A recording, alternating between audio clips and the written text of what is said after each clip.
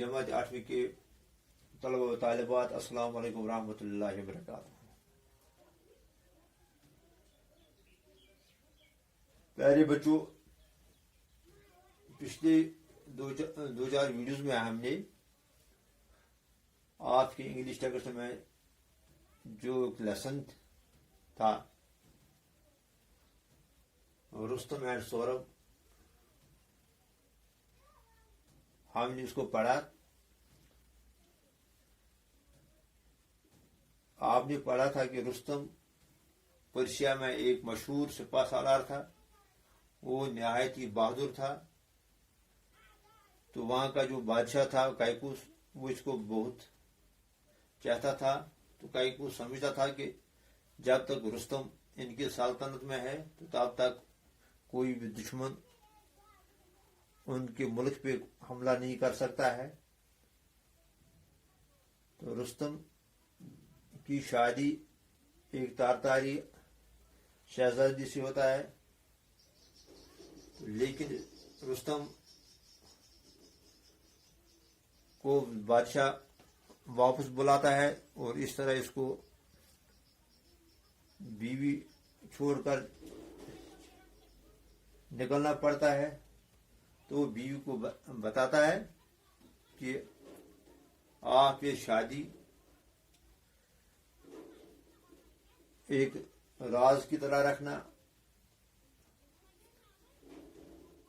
تو اس کے بعد تیمینہ کا بیٹا پیدا ہوتا ہے، لیکن تیمینہ یہ سوچتے ہے کہ اگر میں رستم کو پیغام بھیجوں کہ اس کا ہاں ایک لڑکا ہوا ہے، تو رستم چاہیے گا کہ وہ اس لڑکے کو اپنے نقش قدم پر چلنے کے لیے کہے گا، اس لیے وہ رستم کو پیغام بھیجتی ہے کہ ان کے ہاں ایک لڑکی پیدا ہوئی ہے۔ تو ایک دن اتفاقاً ایک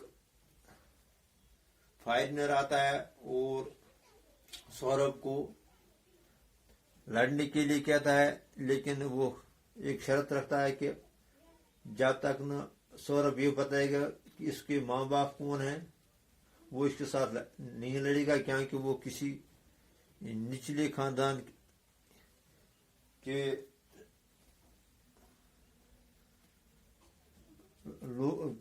انسان کے ساتھ یا نچلے خاندان کے آدمی کے ساتھ نہیں لڑے گا۔ تو یہ سن کر سورب شرمندہ ہوتا ہے اور پھر وہ واپس گھر چلا جاتا ہے۔ تو ماں سے پوچھتا ہے کہ میرا باپ کون ہے؟ تو ماں اس کو بتانا نہیں چاہتی ہے، لیکن سورب اس کو مجبور کرتا ہے۔ اس کے بعد تیمینہ اس سے کہتی ہے کہ آپ کا باپ رستم ہے، تو میں نے آپ سے اس لیے چھپایا کیونکہ میں آپ کو کھونا نہیں چاہتی ہوں جس طرح میں نے اپنے شوہر رستم کو کھویا۔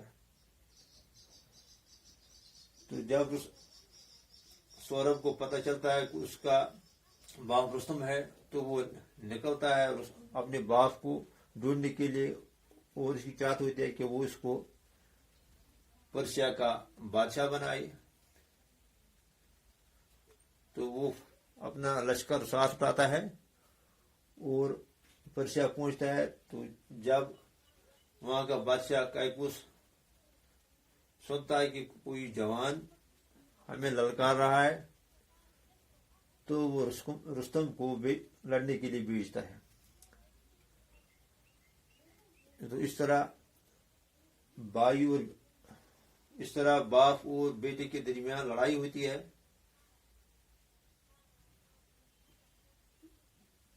مگر بدقسمتی سے وہ ایک دوسرے کو نہیں پہچانتے۔ تو آخر پہ رستم جب اپنے بیٹے پہ وار کرتا ہے تو وہ زمین پہ گر پڑتا ہے۔ تو وہ باپ سے کہتا ہے کہ میرا باپ آپ سے ضرور بدل لے گا. تو وہ اس کو بتاتا کہ رستم میرے مرنے کا انتقام آپ سے ضرور لے گا. تو رستم اس لڑکے سے کہتا ہے کہ آپ کیسے باتیں کرتے ہو. رستم کو کوئی بیٹا تھا ہی نہیں. تو لیکن سورب کہتا کہ اس کو ضرور لڑکا تھا تو وہ میں ہی ہوں.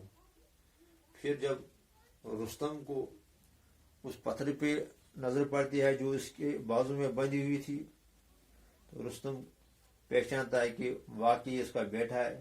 وہ بہت پچھتاتا ہے لیکن اب پچھتانے میں کوئی فائدہ نہیں تھا. تو اس طرح یہ کہانی جو ہے اس میں ہمیں یہ سبق ملتا ہے کہ ہمیں جلد بازی میں کوئی قدم نہیں اٹھانا چاہیے. کوئی بھی کام ہمیں جلد بازی میں نہیں کرنا چاہیے. تو آج ہم اس لیسن میں جو سوالات دیے گئے ہیں ان سوالات کے جوابات لکھیں گے. ان سوالات میں صرف 4 سوالات کے جواب آج ہم لکھیں گے. تو پہلا سوال جو ہے اس میں why was Rustam not able to live with his wife for a long time. Answer ہے Rustam was not able to live with his wife for a long time because the king of Persia called him back as he felt unsafe.